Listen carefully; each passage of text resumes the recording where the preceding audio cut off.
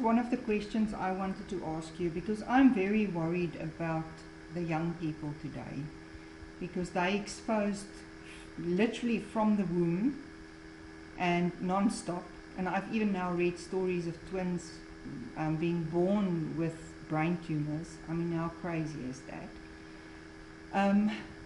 What are you seeing in Sweden? And I know you travel a lot as well.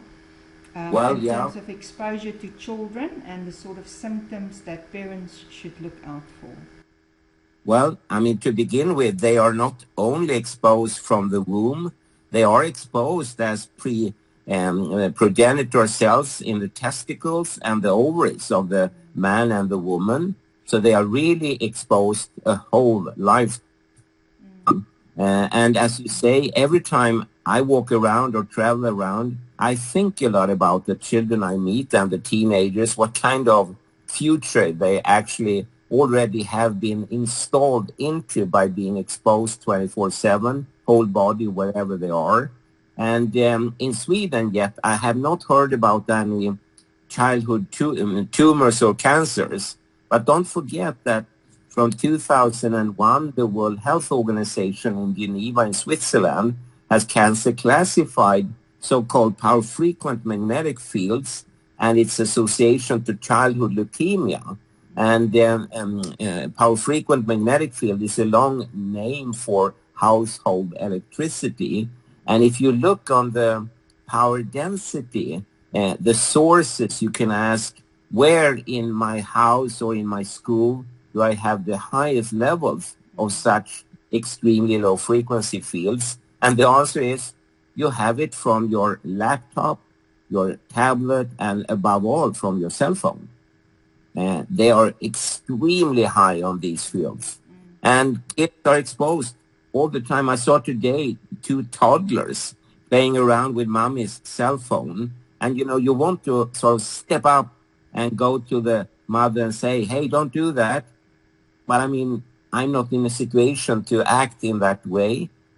So you can open a discussion, of course, but I don't want to force any sort of mandatory rules on anyone. But they should start thinking. And as I said to you before, I see one of my most important mission is to always educate, inform, and so on. And I take all the possibility I can to just open a discussion and say, hey, do you know what the World Health Organization have done and so on? And most parents are very interested. I don't know, though, if they really change anything for the children.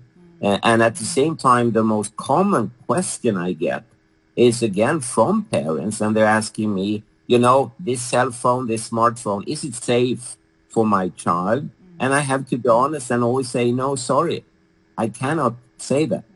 And then I give some details about why I can't say it. And so it is a very important issue. And as you remember, I have even written to different authorities and levels of society asking them the plain question, could you please send me all the information you have gathered to draw the conclusion that cell phones are safe for children?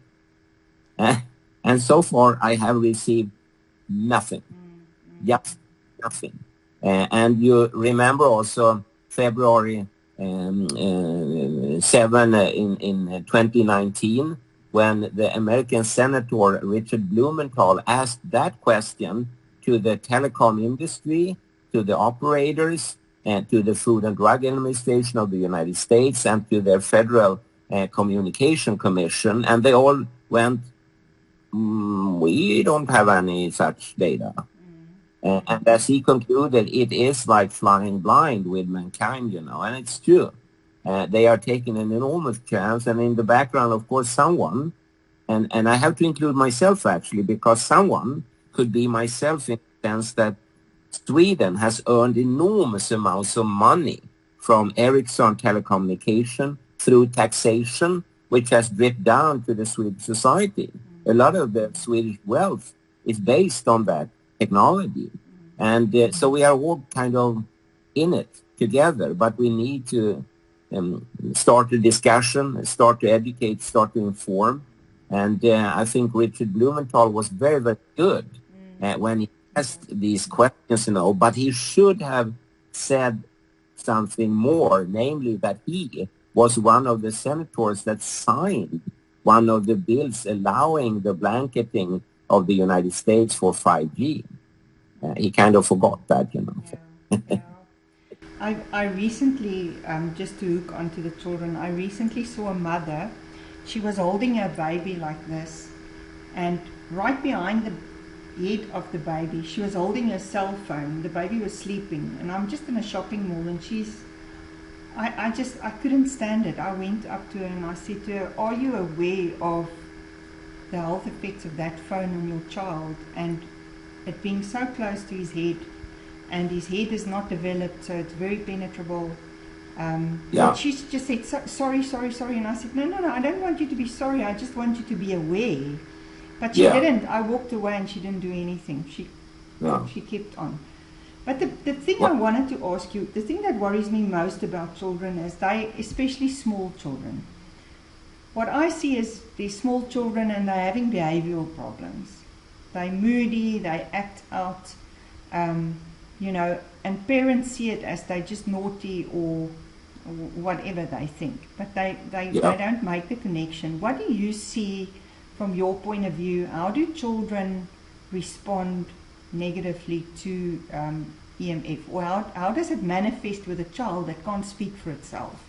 Because they're too small to explain what's going on. It could be, of course, a direct effect, but at least here in Sweden, many parents, and I don't want to point any fingers, but I would say more often maybe mothers than fathers seems to be very absent-minded in the relationship to the child.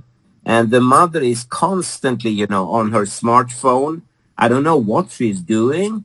And beside her, you have a toddler or a child screaming for attention and help. And the mother just doesn't hear it. And the child gets more and more frustrated, more and more aggressive, more and more loud.